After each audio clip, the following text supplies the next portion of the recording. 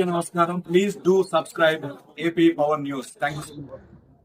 కూటమి ప్రభుత్వం వచ్చాక రాష్ట్ర వ్యాప్తంగా ఏవైతే గతంలో ఇంటింటికి రేషన్ బియ్యం అనే ప్రతిపాదన గత ప్రభుత్వం పెట్టిందో అది సత్ఫలితాలు ఇవ్వలేదు సరికదా, ప్రజలు కూడా చాలా ఇబ్బందులు పడ్డారు.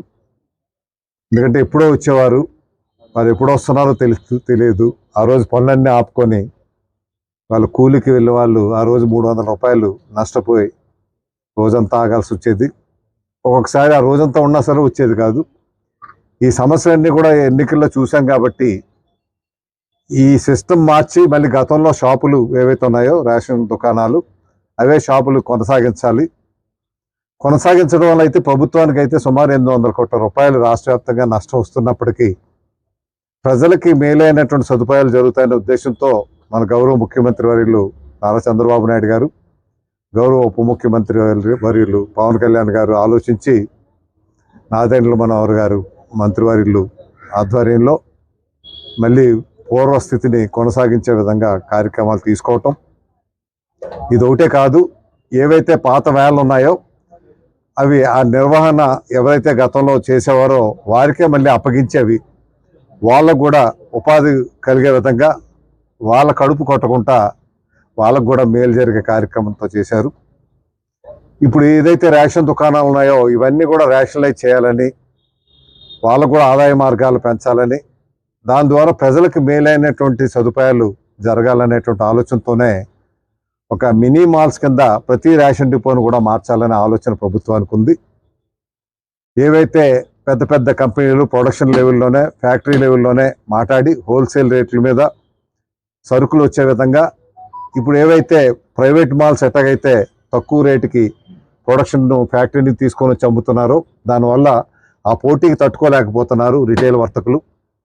అందువల్ల ఇటువంటి షాపులకి ప్రభుత్వమే మాట్లాడి హోల్సేల్ ప్రైస్కి వీళ్ళకి వచ్చే విధంగా పెట్టి అవి ఈ షాపుల్లో పెట్టి అమ్మేస్తే వీళ్ళకి అదనపు ఆదాయం కూడా వస్తుంది ఆలోచన చేపడుతున్నారు.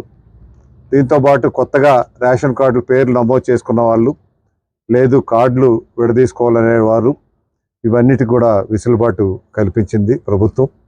అవి ఇప్పుడు నమోదు అవుతాయి, కార్యక్రమాలు జరుగుతున్నాయి. కాబట్టి భవిష్యత్తులో ఈ ఒక మినీ మాల్స్ కింద ప్రతి రేషన్ దుకాణం కూడా తయారవ్వాలనేటువంటి ఆలోచనతోనే ఈ కార్యక్రమం తీసుకుంటున్నారు. అది త్వరలోనే అది కార్యరూపం దాల్చడమే కాకుండా భవిష్యత్తులో ఇంకా ఇటువంటి మరిన్నిగా పెట్టి ఏవైతే హోల్సేల్ పెద్ద బ్రాండెడ్ షాప్స్ ఏవైతే ఉన్నాయో వాటికి పోటీగా సామాన్యులు కూడా నిలబడే విధంగా కార్యక్రమం చేయాలనే ఆలోచనతో ప్రజలకు అందుబాటులోనే దుకాణాలు ఉండే విధంగా ఈ కార్యక్రమం వల్ల ఇటు ఈ దుకాణదారుడికి అదనపు ఆదాయం వస్తుంది, అదేవిధంగా ప్రభుత్వానికి కూడా ప్రజలకి అందుబాటులో ఉండే విధంగా ఉంటాయి. కాబట్టి అటువంటి మంచి ఆలోచన ప్రభుత్వం చేస్తుంది.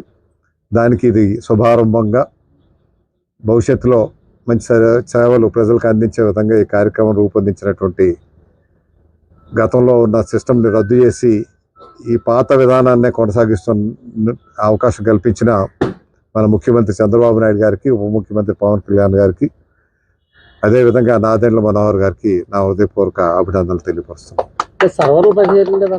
కొద్దిగా మొదట ఒక 10-15 రోజులు 4 రోజులు ఇబ్బందులు ఉంటాయి. ఇవన్నీ సెట్ చేశాక స్మార్ట్ కార్డు కూడా పెడుతున్నారు. ఇప్పుడున్న రేషన్ కార్డు బదులు స్మార్ట్ కార్డు వస్తుంది. అందులో ఆ స్మార్ట్ కార్డు QR కోడ్తో వస్తుంది. కాబట్టి అవి తీసుకునేసరికి ఆ కార్డు ఎంతమంది ఉన్నారు ఏమిటి అన్నది ఎప్పటికప్పుడే మళ్ళీ అవి కూడా మార్చుకునే వెసులుబాటు కూడా ఆ స్మార్ట్ కార్డులో ప్రవేశపెట్టడం కూడా జరుగుతుంది.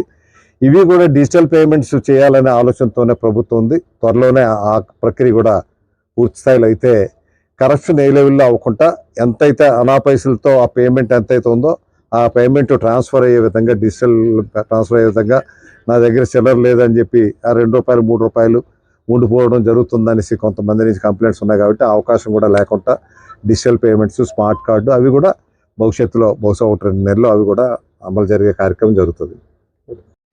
Please subscribe our channel AP power news.